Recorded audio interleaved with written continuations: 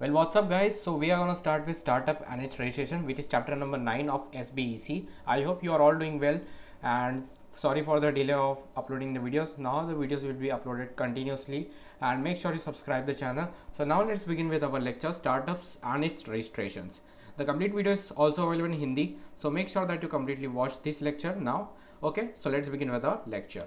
Not every new business is a startup. So first of all, remember this line in your mind: not every new business is a startup. So if anyone starts a business, we cannot call it a startup because there are certain guidelines which are issued by a government what entity will be called a startup and what entity will basically called as a business. Okay, so now let's simplify this concept named startup. Let's assume that all of you have heard this name Dunzo. So Dunzo is a startup which operates in a metropolitan cities. If you are living in a metropolitan cities, once upon a time in your life you have used this apps service named Dunzo. So let me tell you a quick story of Dunzo. So Dunzo's founder hated to go to supermarket. He doesn't like to go to the supermarket every week buying groceries and wasting a lot of time in traffic and choosing the right kind of groceries for his daily use. He wanted someone to do it for him. So basically, after getting bored from purchasing groceries, he found a WhatsApp group, and in the WhatsApp group he told all of his friends that whatever useless work you have, you just give it to me, like delivering the charger, buying groceries for your kids, getting bike ride for you. I can do every work useless that is according to useless for you. I can do that. So the founder got a lot of work in the group because he was working for free. But eventually he found out that the idea is great. The idea is great. So he found that even if we charge a little bit of money from people, they are gonna definitely purchase the purchase of services. So he basically found Dunzo, and now Dunzo is offering this kind of services: packages, pick up and drop, online restaurant discovery, online ordering, grocery delivery, and bike taxi. So basically, why did I explain this to you? This concept is hidden in this paragraph. So typically a startup will begin by building a first minimum viable product, a prototype to validate, assess and develop the new ideas or business concept. In addition, startups founder do research to deepen their understanding of the ideas, technologies or business concept and their commercial potential. So basically a startup will begin by first developing a minimum viable product. So you are seeing this like minimum viable product. So how did the Dunzo made a minimum viable product? Basically the whatsapp group was a minimum viable product, a prototype to validate, assess whether the idea is successful. If we deliver groceries, are people even willing to pay us for delivering those groceries? So that's the thing. In addition, startup founder also have to do research whether the idea will get success or get a failure. So he even integrated the startup idea with the technology, or even made a good app. Okay, now now let's talk about a startup campaign. You have already heard of a blood campaign. Blood campaign does what? They promote donating of blood. As like startup campaign promotes starting a startup among the entrepreneurs, and this is something that all of us should have in our mind, except that employment. Okay, now let's talk about more about startup. It's launched on 15th August 2016 by Prime Minister Narendra Modi, aimed at fostering employment and conducting ecosystem for startups. So remember this date, it can be even asked in your examination. Now, when to consider an entity as a startup? So when that's what I saying in the that's what I was saying in the beginning. When to consider an entity as a startup or a business? So up to a period of 10 years from the date of incorporation, when an entity has been incorporated or registered as a private or public company or an LLP. Even you have studied in CSCET, a startup has to be registered as private, public company or an LLP. Turnover of any financial has not crossed 100 crore. It basically means that sales should not cross more than 100 CR. Entity should be working towards innovation, improvement of product or services, scalable business with employment generation. That's why a simple business like opening a grocery store will not be called a startup, because it's not getting its development to innovation, improvement of product or services, scalable business with employment generation. Now if I say some popular startup name, they are Ola, Flipkart. You have already heard of that names. Okay, so now how to be registered as a startup? When an entity can be registered as a startup? Shall make an online application over app. The app name is Startup India and portal name is startupindia.gov.in with DPIIT. DPIIT full form is Department for Promotion of Industry and Internal Trade. Application shall be accompanied with copy of certificate of incorporation. That's what we get when we incorporate LLP company, or well, that's it. A write about nature of business activity saying how it's contributing to innovation and employment. The DPIT, after calling such documents, may recognize entity as a startup or reject by providing reason. If you satisfy this kind of above conditions, then you can be considered a startup, or DPIT may reject you by providing certain kind of reasons. Okay. Now, exemptions available to a startup. So exemption here basically means advantages or exemption that a startup can get benefit as an entity of a startup. Okay. Now let's discuss them. The first is simple process. The registration of startup is very simple. That's what I told you. You have to either go to the app or portal for registration, and the registration is very simply you have to attach the incorporation copy and a little bit of write up about your nature of business activity, how are you contributing to employment and innovation and development of product and services. The second is reduction in cost. So whenever a startup develops a kind of technology, so it also has to get some kind of patents for protecting its intellectual properties. For example, if I develop a certain kind of technology and I do not want my competitor to use it, so I basically will develop a thing called patent, and government provides rebate in patents. That's what a startup gets, because patent costs are very high. So government basically provide 80% rebate in patent cost. The third is access to fund. So whenever someone starts a business, the first thing come to our mind is whatever amount of money we are going to require. So government has set up a 10,000 crore fund encouraging banks and even becoming guarantors for startups. The fourth one is tax holiday. Startups will be exempted from income tax for 3 years provided they get a certification. First of all, a startup has to get a certification from Interministerial Board for getting exemption for 3 years, where no tax will be charged on the income in the first 7 years. Okay, in any 7 years. Okay, apply for tenders. So whenever a company applies for as a startup in government tenders, the government without any prior experience of startup will give preference to a startup for promoting the culture of startup. Now let's discuss another R&D facilities. 7 new research parks and will be set up to provide facilities to startup in the R&D sector. Okay, basically it means that the research park where pre-built office will be given. Now let's discuss another exemptions. Now time consuming compliances. So various compliances have been simplified for startup to save time and money. Startups shall be allowed to self-certify compliance through the startup mobile app. That's a very simple process with 9 labor and 3 environmental laws. The 8th one is tax saving for investor. People investing their capital gain in the venture fund set up by the government will get exemption from capital gain. So what is thing called capital gain? So whenever I sell like a land and I get profit, that profit will be called as capital gain. So that is basically called capital gain. Okay, I hope you got the point. Now if I say that this is capital gain, and if people invest in the capital gain, they get exemption from capital gains. Okay, means in the income tax. Choosing your investor. People investing their capital gain in the venture fund set up by the government will get exemption from. Oh, that point is repeated, so cut it down. Let me tell you, choose your investor means startup will be have a freedom. Startups will have a freedom to choose their desired investor. Okay. Now, easy exit. In case of exit, a startup can close its business within 90 days from the date of application of winding up. Okay, now the last exemption is meet other entrepreneur. So government basically holds 2 startup fest annually, both nationally and internationally, because connections are very much important for a startup to develop. Okay, to enable the various stakeholders of a startup to meet, this will provide huge networking opportunities. Okay, now let's discuss some important points for a startup. So some important points are: choose the right legal structure. So what do I mean by this kind of legal structure? So basically there is LLP, company, private or public company. So if I choose a wrong structure, then when I need to convert, then I have to close certain kind of operation during the conversion. I have to go to the registrar and a lot of copy. If I formed LLP and I'm gonna convert to company, then a lot of process has been involved. So it's a very crucial decision based on individual circumstances and host of factors such as nature, sector of business, operation, etc. should be considered while entering into the business. The second one is registration and business license. So whenever a startup has to operate in a business environment, certain kind of business licenses are required. So before starting the business, licenses should be gotten. Next is intellectual property. Developing and protecting intellectual property is very necessary. With proper registration can help startup gain competitive advantage. Essential to obtain trademark registration. So here is a new term called trademark. If you have heard of it, that's good. So trademark basically like Paytm. So Paytm is a trademark. Why is it a trademark? Because no one else can use that name for commercial purpose. Only 197 communication use that. So certain names are reserved, they are called trademarks. Okay. Next is founder equity split.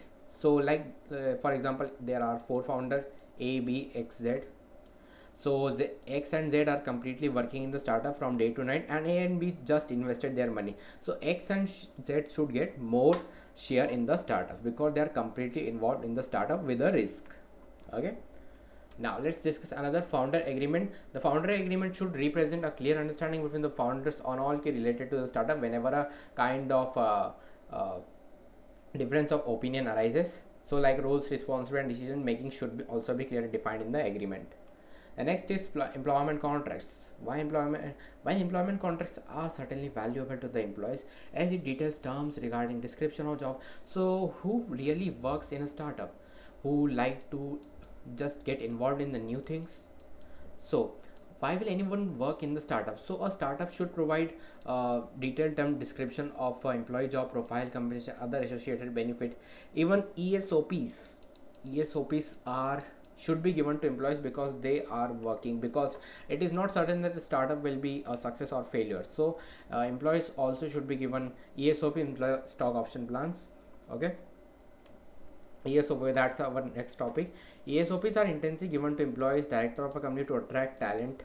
So ESOP means basically sharing ownership. Sharing ownership with employees. So ESOPs are incentives given to employees, director of a company to attract talent and retain employees by rewarding them. Typically see a pool of 10% to 15% allocation towards an ESOP pool. And next is third party agreements. Prior to entering into a third party agreement, while negotiating the terms, it is advisable to execute a non-disclosure agreement. So whenever startup is entering into the third party with the third party agreement, so it should also sign an NDA, non-disclosure agreement. It basically means that you will not share our trade secrets with our competitors. That's what is written here. Okay.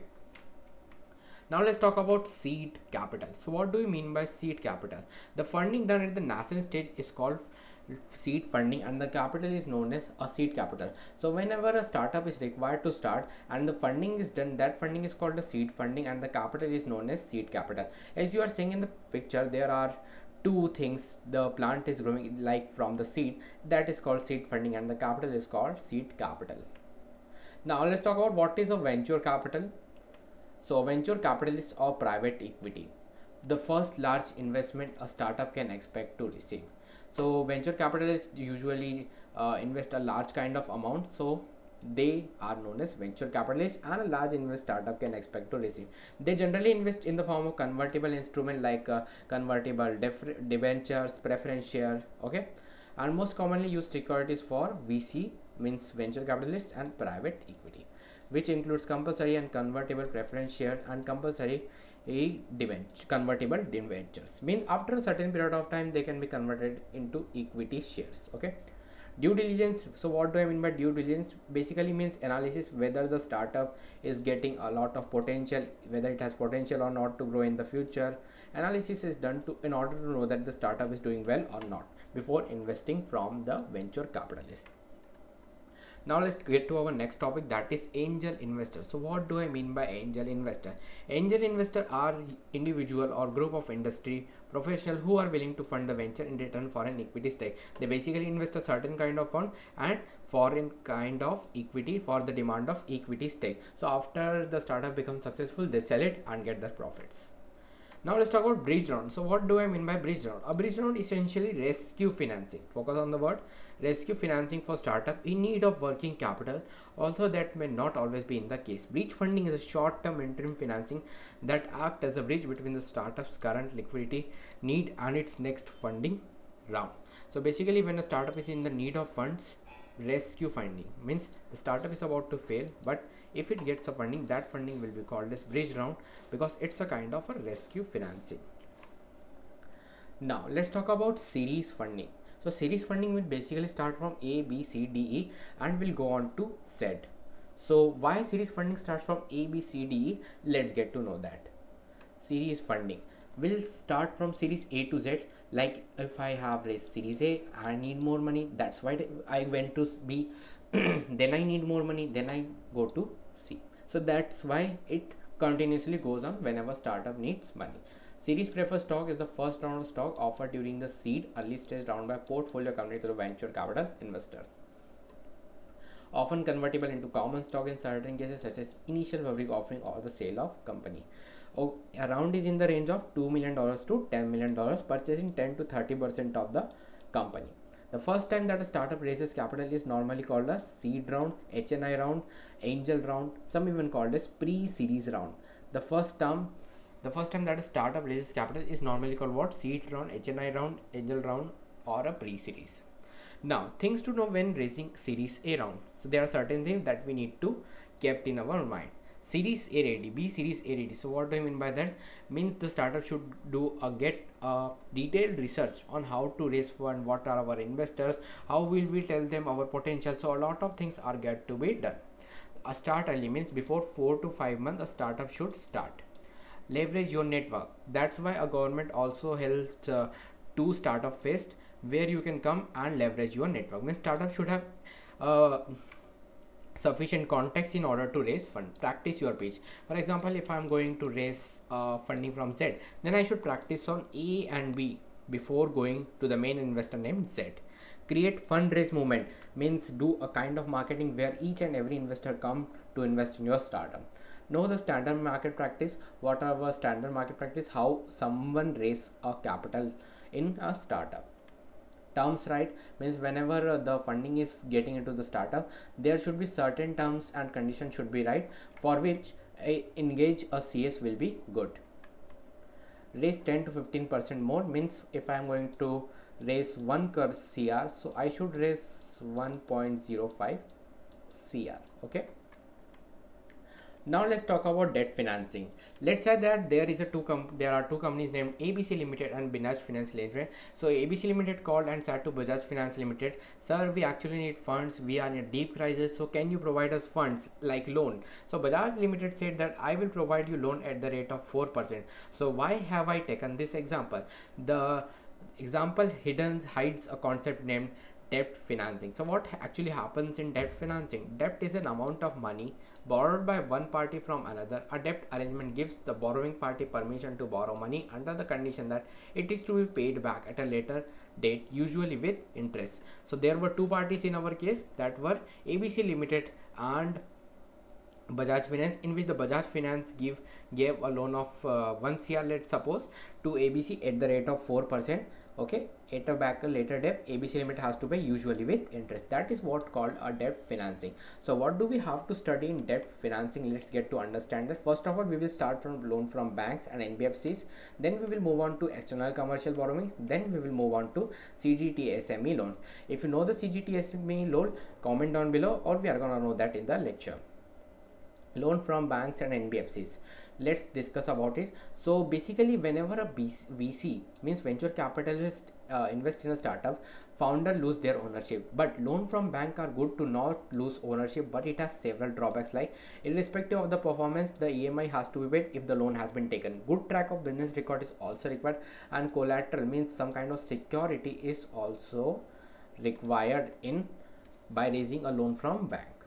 Now let's talk about loan from banks and NBFC. These are the documents whenever you are going to raise a loan from bank are required. So you can pause the video and read the documents if you want to.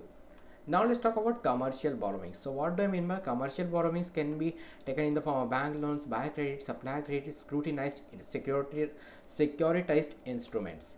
Can also be available from non-resident, means I can even raise a loan from American citizens, Brazil, and many more.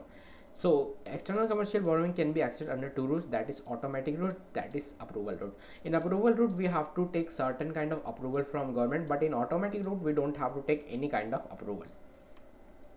Now ECB raised has also end use restriction. So whenever someone raise ECB means external commercial borrowings, so there are certain kind of restriction, like ECB cannot be used for on lending or investment in the capital market. Like ECB's fund cannot be used to invest in the capital market like stock market, acquiring a company in India, real estate sector. Now let's talk about credit guarantee fund trust for micro and small enterprises.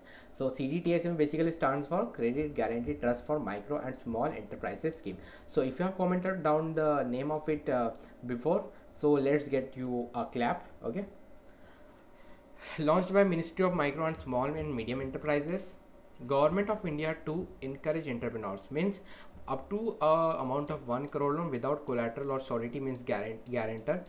Anyone can get loan for starting a business under Credit Guarantee Trust for Micro and Small Small Enterprise Scheme. Okay. Now let's talk about unconventional modes of financing.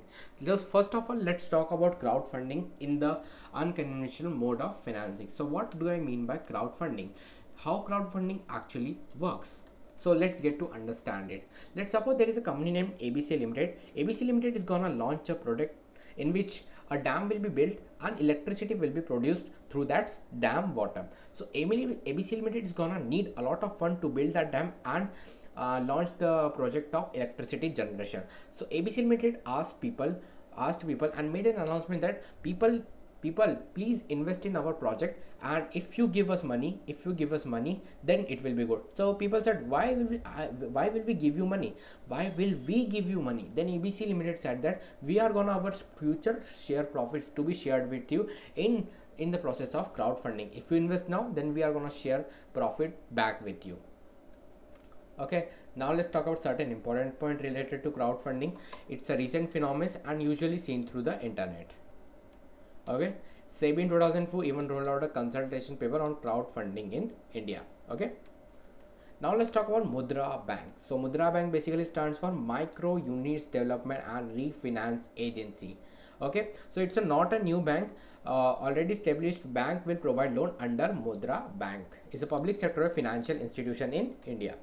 It provides loans at low rates to microfinance institution and non-banking financial institutions, which then provide credit to MSME. It was launched by Prime Minister Narendra Modi. So basically, like rickshaw pullers, middle class families can get loan under Mudra Bank from the same bank like SBI, Bank of Baroda, etc. It will provide its services to small entrepreneur outside the service area of regular bank by using last mile agents. Even a small entrepreneur is needed a loan, they will send their agents to check up the basic requirements and will provide loan. So Mudra Bank classifies loan in 3 categories, that is Shishu, Kishore, Tarun. In Tarun we get loan in the amount limit of 5 lakh to 10 lakh. Okay, for businessmen loan amount to be used for business expansion. For entrepreneur with existing business, they will get loan from 50,000 to 5 lakh. In Shishu, for a new startup, they will get an investment of 50,000. Shishu, Kishore and Tarun. Okay. Now let's talk about procedure for loan in Mudra Bank. Once the beneficiary identifies an idea, comes up with it, he is supposed to select the business category. Shishu up to 50,000 and Kishore 50,000 to 5 lakh and Tarun 5 lakh to 10 lakh. The beneficiary can contact the nearest public or sector bank. That's what I said in the beginning, that no separate bank has to be opened for Mudra Bank, but already established bank like public or private sector bank where she can apply for business under PMMY. So if you know the full form, comment down below or I will comment down below if your answer is correct. Now the top institution partnering with Mudra initiative is also available on Mudra portal. Now there are certain procedure in Mudra Bank that is here, so you can read it if you want because it's not very important. Now let's talk about activities covered under Mudra. So there is a transport vehicle, community vehicle. In transport vehicle, you can get a loan for purchasing a bike, truck. Okay, community, social or personal service sector like for opening a beauty parlor, food product seller like for manufacturing base kits, textile product sector, business loan for traders and shopkeeper like Sabzi Wala. And that's it for today's guys. I have completed the lecture. I have worked very hard for making this lecture, and if you like the lecture, please give it a like and big thumbs up and make sure to subscribe the channel.